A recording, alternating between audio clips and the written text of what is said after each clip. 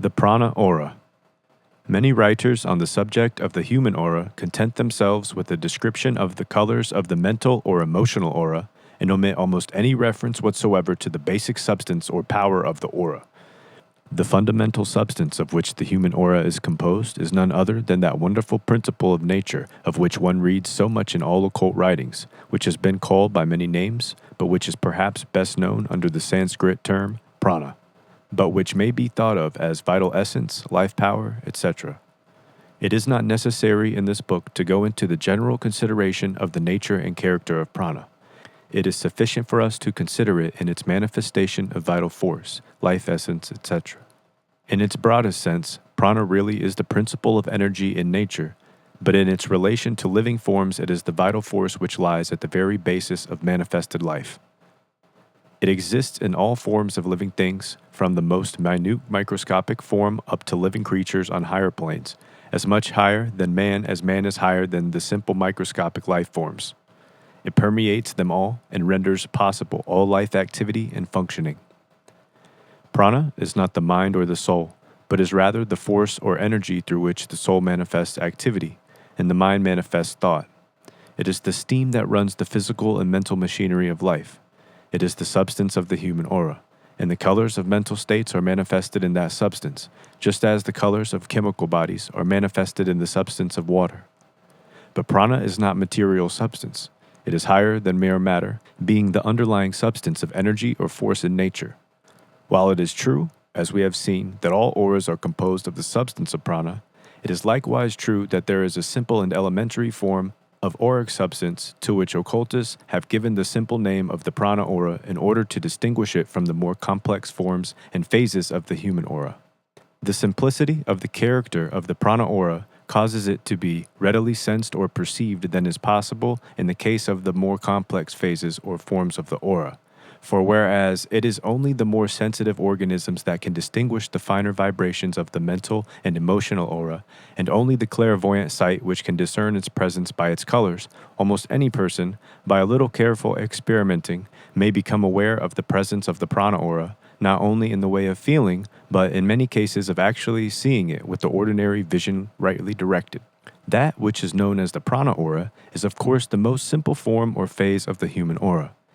It is the form or phase which is more closely bound up with the physical body and is less concerned with the mental states. This fact has caused some writers to speak of it as the health aura or physical aura, both of which terms are fittingly applied as we shall see, although we prefer the simple term we have used here, the prana aura. For the prana aura does show the state of the health of the individual radiating it, and it also really contains physical power and magnetism, which may be and is imparted to others. The basic prana aura is practically colorless, that is to say, it is about the color of the clearest water or a very clear diamond. By the clairvoyant vision, it is seen to be streaked or marked by the very minute, bristle-like lines radiating outward from the physical body of the individual.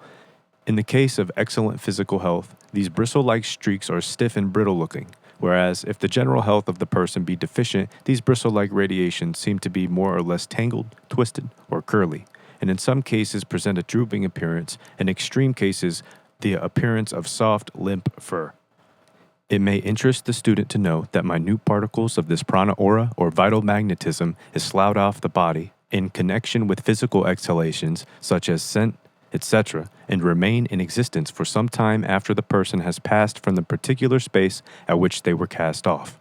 In fact, it is these particles of the prana aura which serve to give vitality to the scent of living creatures, which enables dogs and other animals to trace up the track of the person or animal for a long time after the person has passed. It is not alone the physical odor, which must be very slight, as you will see upon a moment's consideration.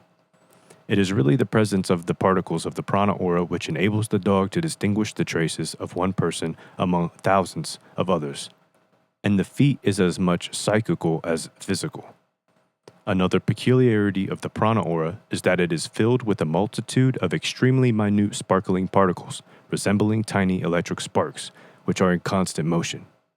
These sparks, which are visible to persons of one slightly developed psychic power, impart a vibratory motion to the prana aura which, under certain conditions, is plainly visible to the average person. This vibratory movement is akin to the movement of heated air rising, from a hot stove, or from the heated earth on a midsummer day.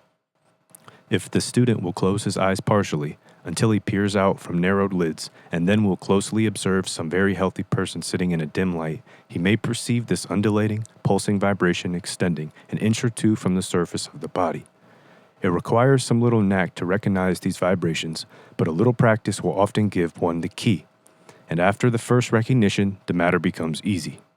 Again, in the case of persons of active brains, one may perceive this pulsating prana aura around the head of the person, particularly when he is engaged in concentrated active thought.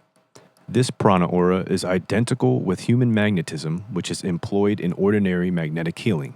That is to say, it is the outer manifestation of the wonderful pranic force. It is felt when you shake hands or otherwise come in close physical contact with a strongly magnetic person. On the other hand, it is what the weakly, human vampire-like persons unconsciously or consciously try to draw off from strong persons, if the latter allow them to do so from want of knowledge of self-protection. Who has not met persons of this kind who seem to sap one's very life force away from him? Remember then that the prana aura is the aura or radiation of life force or vital power, which is the steam of your living activity, physical and mental. It is the pouring out of the vital steam which is running your vital machinery. Its presence indicates life. In absence, lifelessness.